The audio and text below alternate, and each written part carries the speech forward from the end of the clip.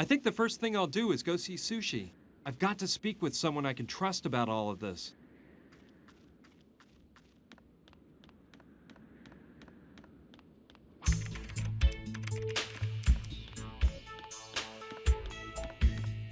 Hi, Sushi.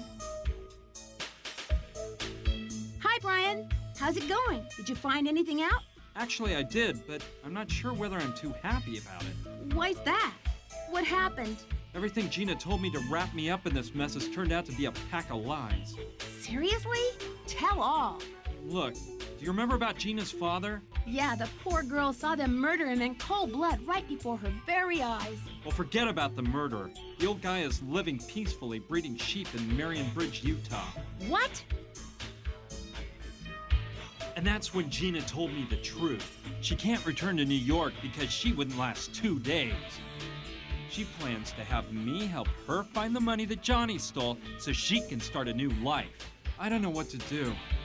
I'm not interested in the money, but I don't want to leave Gina high and dry either. Besides, my life isn't worth much more than Gina's at this point. Well, the way I look at it, that money has no owner at this point. It'd be better for Gina to keep it and start that new life than to have it end up in the hands of those awful Sandretti mob guys. As for the bank the money was stolen from, I'm sure it got an insurance payoff years ago, so nobody will lose out. I don't know. Ever since I left New York, I feel like I've lost control of my life. I'm like a puppet with someone else pulling my strings. They decide what I can and can't do. Sort of like in those computer games. You know what I mean? Computer adventures? Yeah, I love them. Cheer up, Brian. You know you can count on me for help. Thanks, Sushi.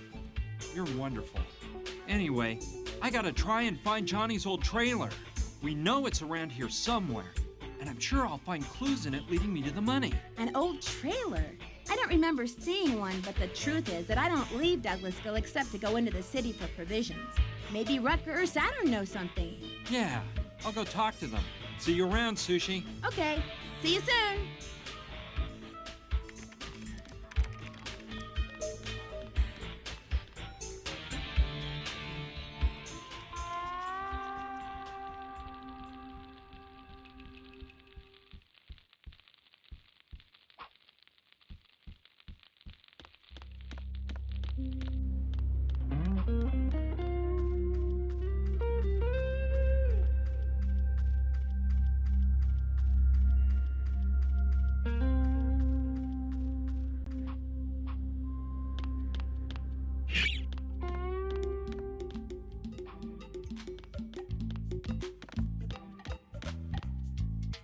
Hey, Rutger. Hey, how was that yummy cocktail I made for you? Great, it worked fine. But I assure you, I don't plan on trying it again. Well, whatever. Hey, do you remember seeing a trailer around somewhere during your plant gathering expeditions? A trailer? No, I don't remember seeing any trailer, man. I'll just go on my way, Rutger. See ya! See ya!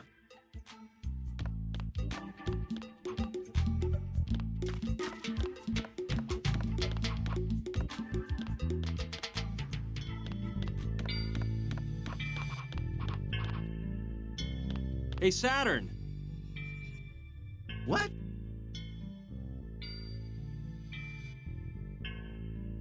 Hey, when you've gone out looking for raw materials, did you happen to see a trailer? I think I recall seeing an old trailer one time. Yes, but it didn't seem like anyone lived in it. It looked abandoned. And where was that, Saturn? Don't you remember? It's really important. Well, let me think. That must have been 7 or 8 months ago. And at that time, I was involved in a project for which I needed a large quantity of clay. So I was in search of argillaceous zones. By the way, have I mentioned a simply amazing work? The construction of an exact replica of the city of Florence in the second half of the 14th century. Splendor of Florence. It's one of my greatest works. You see, I was trying to capture the spirit that... Listen, Saturn, that's interesting and all, but I'm in kind of a hurry. I'll drop by later so you can fill me in on your great work, but please just tell me where you saw that trailer for now. All right, I shall. It was on the other side of Painted Canyon Gulch, to the south of Douglasville, about 1 hour away from here. Okay, I hope I can find it. You should really reflect on your life, BB. You always seem to be searching for something you don't have. We'll discuss that later, Saturn. See you soon. Ciao.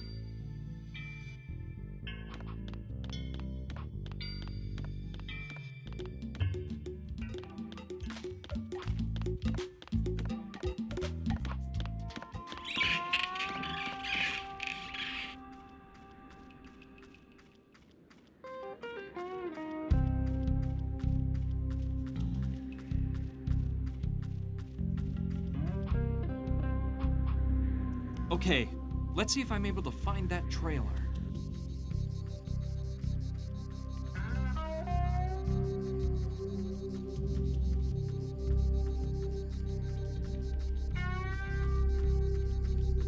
Ha! There's the trailer. No doubt about it. That's gotta be the one. Okay, let's see what I find around here.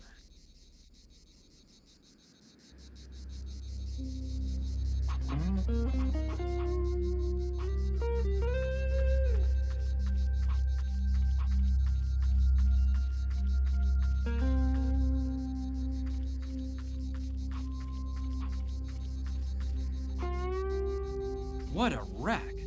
I don't think the engine will even start up.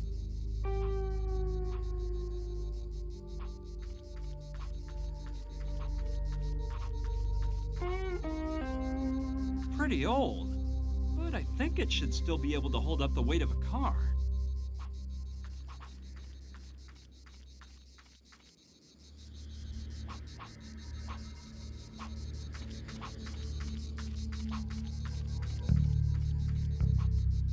It's closed.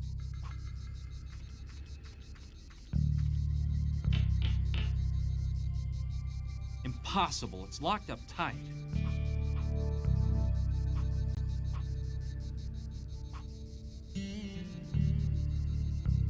Sure.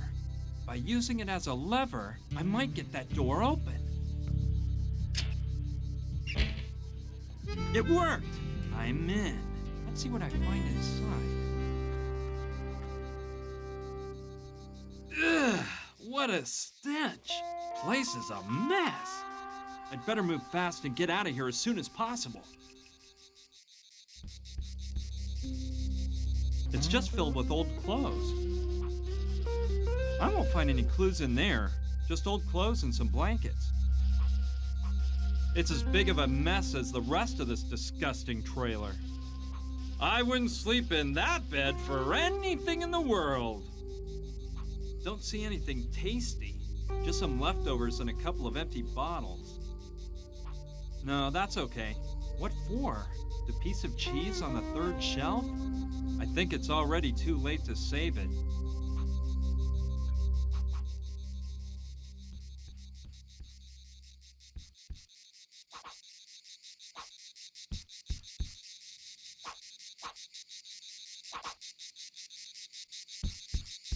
How weird. This looks like a nun's habit.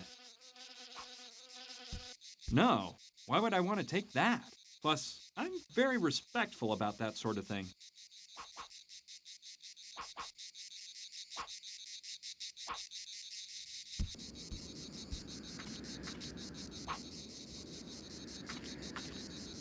It's full of papers. Okay, I'll just rummage through these papers. This looks interesting. It's an advertisement for a bank. That may be where the money is.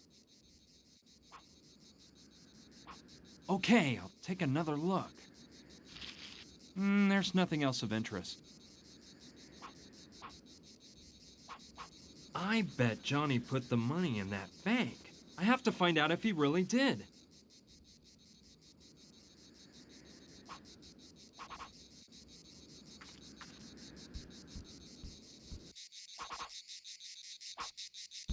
No, why would I want to take that? Plus, I'm very respectful about that sort of thing.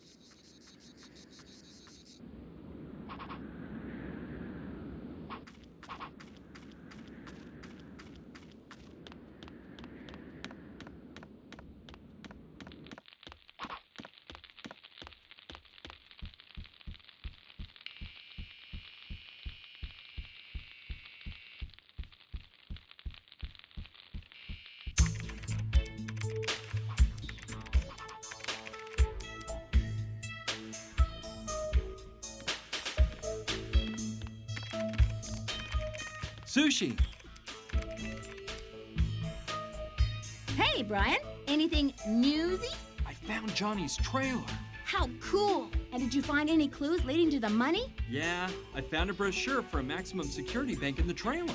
I'd appreciate it a lot if you could investigate it on the internet and find out about the bank. Sure, that's a cinch. I'm gonna finish a little job I'm wrapped up in, and then I'll get right to it. Leave the brochure on the desk, please. Okay, thanks, Sushi. No problem. I'll report back later.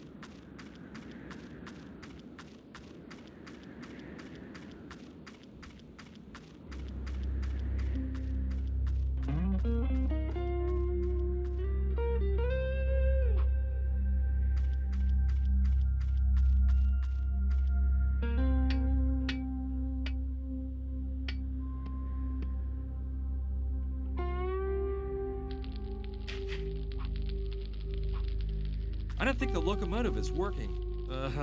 No, I better not take any chances. With the locomotive tipped over on its side, anything might happen if the machine started running. No, that's enough pressure. I don't want to risk having the boiler explode. After being in the same position for over a century, I thought it'd be harder to move than this.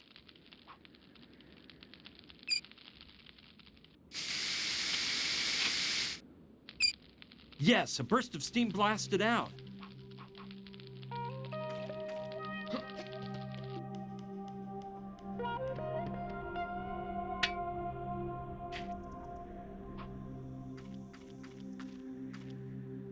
It's a sheriff's badge. It must have flown out the smokestack like the Selkie did. Yeah, I can use that. It's not too worn out considering the circumstances.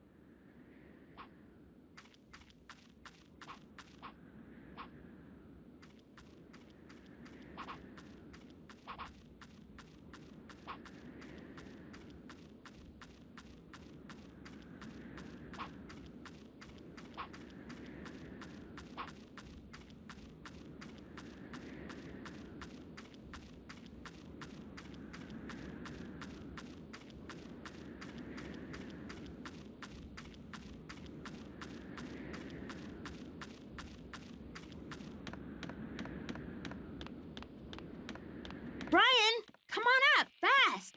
I've got some really juicy news. I'm coming.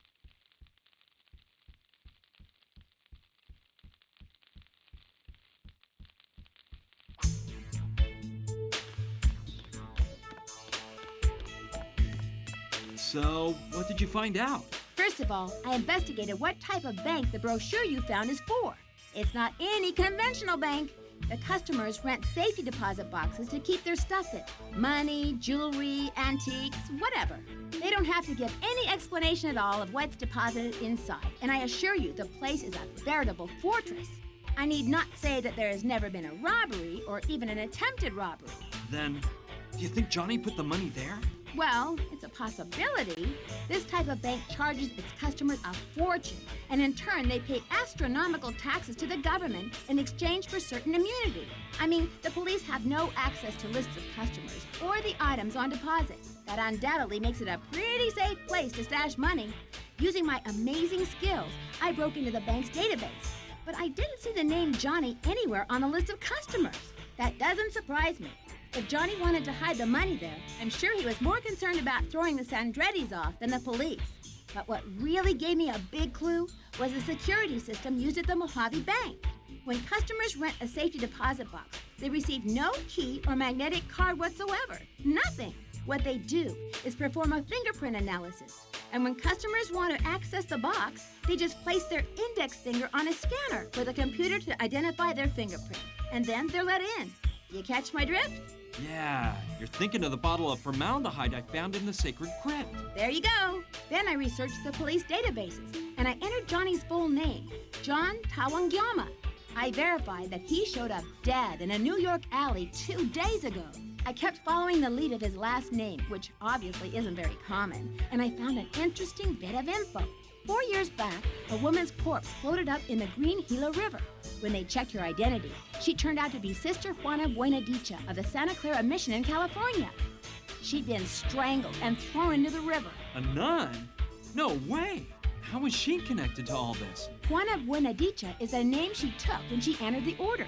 That woman was an Indian, though, and her real name was Mary Tawangyama. Was she related to Johnny? It was his twin sister. Guess what was missing from the body when they found it? I bet it was her right index finger. Bingo! And whose name do you think the safety deposit box at the Mojave Bank was rented to for 10 years? Sister Juana Benedicha? Exactly. It all fits together now. Johnny made his sister rent the safety deposit box at the Mojave Bank and put all the money there. I don't think he planned on killing her in the beginning, but by the end, he was afraid she would betray him while he was in prison. That scoundrel preferred not to risk it, so he strangled his own sister, cut her finger off, and tossed the body into the river.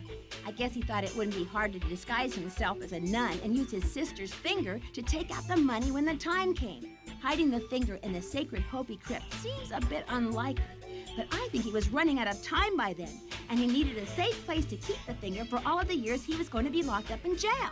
He knew about the crypt, and it seemed like a good solution.